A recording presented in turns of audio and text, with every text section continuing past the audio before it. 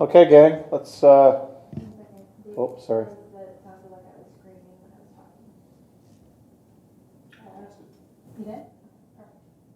You set to go? Okay. I'm going to call this public meeting for planning to order. I'll have councillors Bagu and Beauregard move the agenda. Any questions with regards to the agenda? All in favor, please raise your hand. That's carried. Are there any disclosures of interest with regards to the public meeting this evening? Seeing none. This is a statutory public meeting and it's held to present planning applications at a public forum as required by the Planning Act. Due to COVID-19, this meeting will be conducted virtually. Requests to delegate, both written and appearing virtually, will be accepted until noon the day of the meeting by contacting Deputy Clerk at portcolborne.ca. Material accepted after this time will be circulated with the minutes and included as public record. So we have one item this evening. Item 4.1 is the public meeting report for proposed zoning bylaw amendment at 650 Lorraine Road, file D14-10-21, 2021-179. We do have Mr. Wilson, who's representing the applicant this evening, and Mr. Schultz, do you want to take it away? Thank you, Mr. Mayor. Good evening, Mayor Steele and members of council, and anyone tuning in at home, watching online.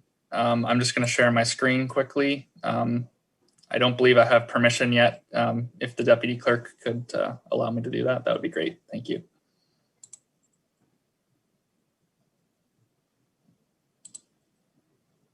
Okay, perfect.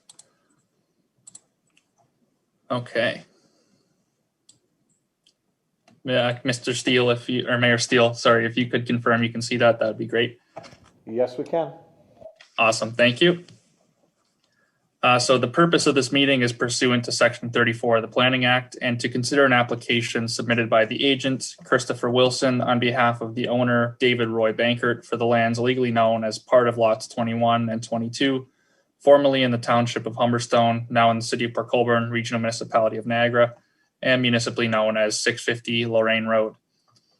The application for zoning bylaw amendment proposes to change the zoning from agricultural to agricultural purposes only and agricultural residential. The zoning bylaw amendment is being sought to satisfy satisfy a condition of a farm consolidation severance under consent application B09-221-PC. Notice of the public meeting was administered in accordance with Section 34 of the Planning Act as amended and Section 5 of Ontario Regulation 545/06. The notice of public meeting was circulated to required agencies and property owners within 120 meters of the property on May 26, 2021, and a public notice sign was also posted on the property by June 1st, 2021. Meeting details have been provided along with the council agenda on the city's website. As of the date of this meeting, staff has not received any written correspondence. The procedure to be followed this evening will be to present Department of Planning and Development Report 2021-179, hear any comments from the applicant, receive any questions of clarification from council to the applicant or planning staff, open the meeting to the public for comments and questions, and announce the requirements under the Planning Act for written notice of passage of the proposed zoning bylaw amendment. At this time, Your Worship, I would like to present Planning and Development Public Hearing Report 2021-179. Thank you, Mr. Schultz. Go ahead. The agricultural property is located on the west side of Lorraine Road, as shown in the red highlight here. The surrounding land uses are mostly made up of agricultural and agricultural residential properties, with the exception of Whiskey Run Golf Course to the south and east. The City of Port Colborne official plan designates the property as agricultural. The predominant uses of lands designated agriculture shall include, but not be limited to, the cultivation of crops on a commercial basis, the storage and processing of produce grown on the premises, the raising of livestock, greenhouses, small-scale agritourism, value-added agricultural activities, specialty agricultural uses such as an agricultural research station, fertilizer or seed depot, feed mill, sawmill, or kennel, provided the uses are compatible with adjacent uses, and agricultural related accessory uses, including the sale of products from the farm operation. The official plan also recognizes that our existing non-agricultural uses on agricultural lands The uses shall continue to be permitted and expanded in accordance with the applicable regional policies. The official plan designation is not proposed to be changed as a result of this application.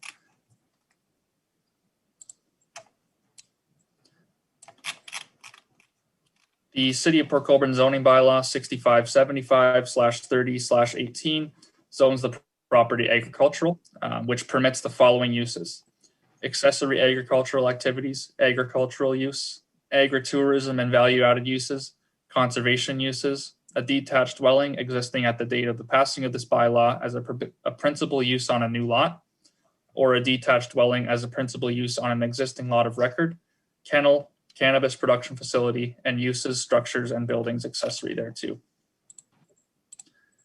As mentioned, the purpose of this application is to change the zoning from agricultural to agricultural purposes only and agricultural residential. The agricultural purposes only zone permits agricultural uses, conservation uses, and uses, structures, and buildings accessory thereto, including greenhouses. A special provision, being APO-64, will be required to recognize the location of the existing storage building on Part 2 in relation to the new property line created through the consent. The agricultural residential zone permits a detached dwelling and uses, structures, and buildings accessory thereto. At this time, Your Worship, I would like to invite the applicant to comment if he so chooses. Great, thank you, Mr. Schultz. Mr. Wilson, do you have anything to add?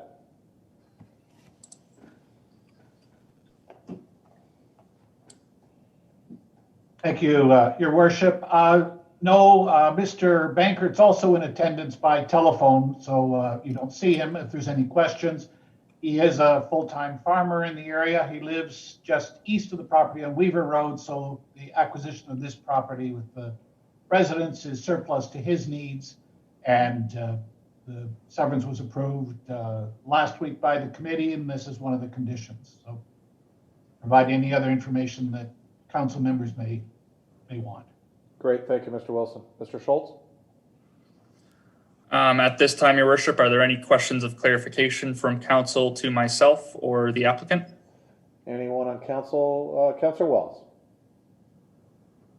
Thank you, Your Worship. Through you to Mr. Wilson. Hi, Chris. The question I have is regarding the special provision. There is significant room between the building and the other building, between the two properties. I believe it's 11.7 meters. Is there any specific reason why you want the special provision so that it's so that you don't split the property line there evenly? Mr. Wilson? I'll have to defer to the planner. I don't recall the discussion on that issue.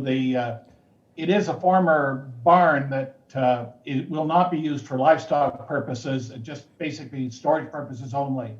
And I think this was in the pre-consultation report, was kind of the boundary that came up out of the discussion with the region, the health unit, and the staff, the planning staff. Mr. Schultz? If I may jump in here, Mr. Mayor, through you to Councillor Wells. The location of the property line was partially determined through the hydrogeological study that was submitted through the consent application. The reason behind that study is to determine the minimum size that is required to be adequate for a septic system on the property and future septic system shall the one on the property fail. So that was the one that was sent to the region, that report. They approved their that lot line and the configuration of the lot based on those requirements through that hydrogeological study. Great, thank you. Councillor Wells? I have no problems with this. It's very curious because you have buildings on both sides of that property line, of which neither area you could build a septic system with the building still being there. So I don't see how that property line being, a couple more meters one way or the other would make any difference on the septic system, but it was just curious. Thank you. Great, thank you, Councillor. Council, any further questions? Seeing none, Mr. Schultz? Thank you. Before opening the meeting to the public, I would like to read the following. And I'm also just going to share my screen while I have a chance here again.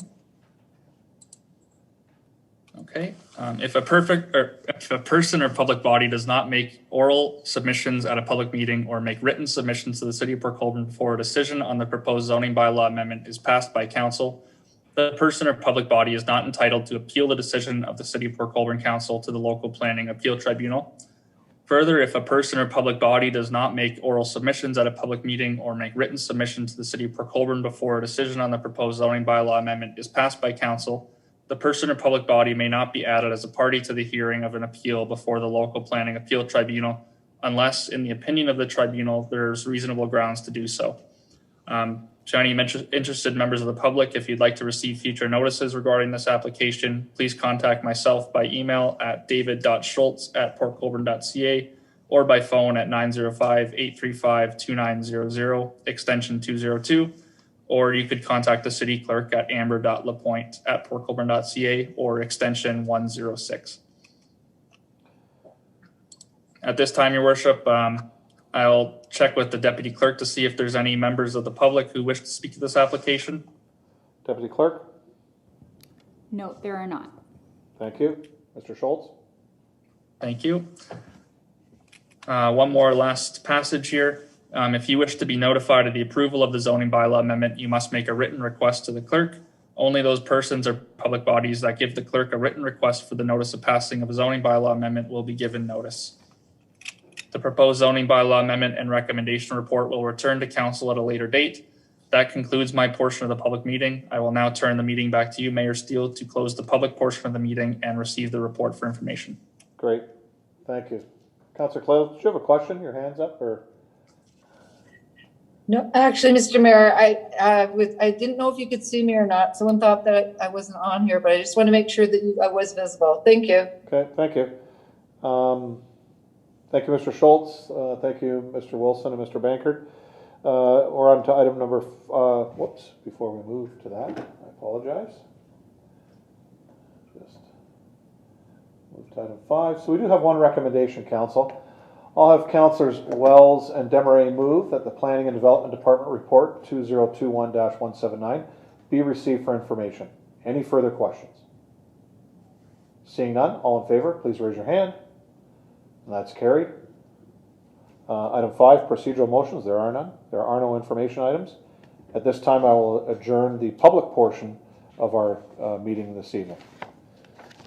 Now we will call to order the council meeting agenda.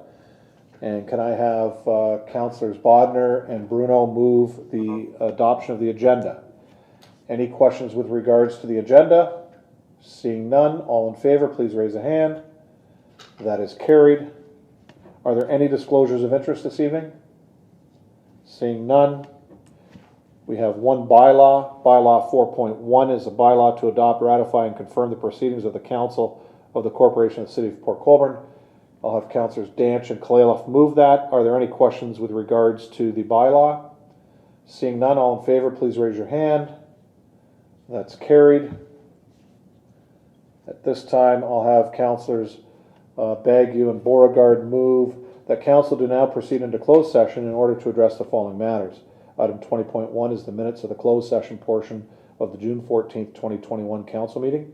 Item 20.2 is Chief Administrative Office Report 2021-184 pursuant to Municipal Act 2001, subsection 2392E, litigation or potential litigation including matters before administrative tribunals affecting the municipality or local board, and 2392F, advice that is subject to solicitor-client privilege, including communications necessary for that purpose. If I can have any questions on that with regards to going into camera. All those in favor, please raise your hand. That's carried.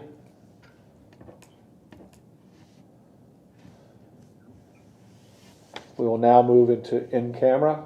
So we will reconvene, Madam Clerk, on the other Zoom meeting, correct? Yes. Okay, we're reconvening at 7 o'clock. Thank you, Council.